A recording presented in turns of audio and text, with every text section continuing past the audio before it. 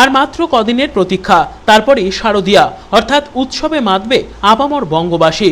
সেই উপলক্ষে সামাজিক কর্মসূচি গ্রহণ করল উত্তর দিনাজপুর জেলা বিজেপি। সাধারণত পুজোর মধ্যে আমরা সকলেই নতুন জামা কাপড় পরে ঠাকুর দেখতে বের হই, কিন্তু এমন অনেক মানুষ রয়েছেন দারিদ্রতার কারণে নতুন বস্ত্র কেনা সম্ভব হয়ে ওঠে না। তার মধ্যে এবছরে করোনা আবহের মাঝে লকডাউনের জেরে মানুষের রুজিরুটিতে টান পড়ার ফলে গরিব দুস্থ পরিবারগুলিতে দেখা দিয়েছে আর্থিক অনটন। তাই পুজোর মধ্যে সেই সমস্ত মানুষদের মুখে হাসি ফোটাতে আজ বিজেপির পক্ষ থেকে একটি বস্ত্র বিলি অনুষ্ঠানের আয়োজন করা হয়।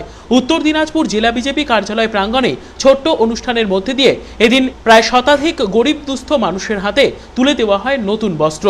এদিনের এই কর্মসূচিতে উপস্থিত ছিলেন রায়গঞ্জের বিজেপি সাংসদ তথা কেন্দ্রীয় নারী ও শিশু কল্যাণ প্রতিমন্ত্রী দেবশ্রী চৌধুরী, বিজেপির উত্তর দিনাজপুর জেলা সভাপতি বিশ্বজিৎ লাহিড়ী সহ অন্যান্যরা। সকলকে দুর্গাপুজোর শুভেচ্ছা জানানোর পাশাপাশি সচেতনতা অবলম্বন করে পুজোয় অংশগ্রহণ করবার বার্তা দেন কেন্দ্রীয় নারী ও শিশু কল্যাণ প্রতিমন্ত্রী। তিনি জানিয়েছেন, রায়গঞ্জ মহকুমার পাশাপাশি জেলার ইসলামপুর মহকুমাতেও বিজেপির পক্ষ থেকে এই ধরনের কর্মসূচি গ্রহণ করা হয়েছে। এ প্রসঙ্গে শুনব দেবশ্রী চৌধুরীর বক্তব্য।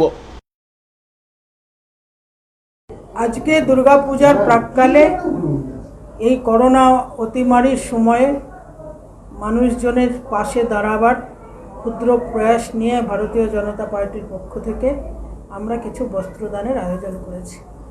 এই সাব ডিভিশনে এখন রায়গঞ্জের এখান থেকে কিছু বিতরিত হবে এবং সন্ধ্যাবেলা ইসলামপুর সাব ডিভিশনেরটা ইসলামপুর টাউন থেকে কিছু বস্ত্র বিতরণ হবে। বিরোধীরা বলছে আপনি গোটা করোনা আবহে আপনাকে দেখা যায়নি, এখন এসে বস্ত্র বিতরণ করে মানুষের সাথে রাজনীতি করছে।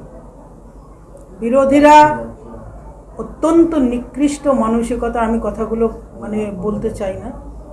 যে বিরোধী বলেছে আপনি জানি না, আমার কাছে গেলে আমি তার নাম ধরে বলতাম। যখন আমি করোনাকালে নিজের জান বাজি রেখে ঢুকেছিলাম, ওই বিরোধীগুলো কংগ্রেসের বর্ষিয়ার নেতা, তৃণমূলের নেতা আমার পিছনে পুলিশ লাগিয়ে দিয়েছিল, আমাকে ঘরের বাইরে পা রাখতে দেয়নি। 1 মাস 7 দিন আমি আমার ঘরে বন্দি থেকেছি। উত্তর দিনাজপুরের মানুষকে আমার পাশে দাঁড়ানো থেকে বঞ্চিত করেছে ওই নেতাগুলো। রূপক ঘোষের রিপোর্ট, কুলিক নিউজ, রায়গঞ্জ।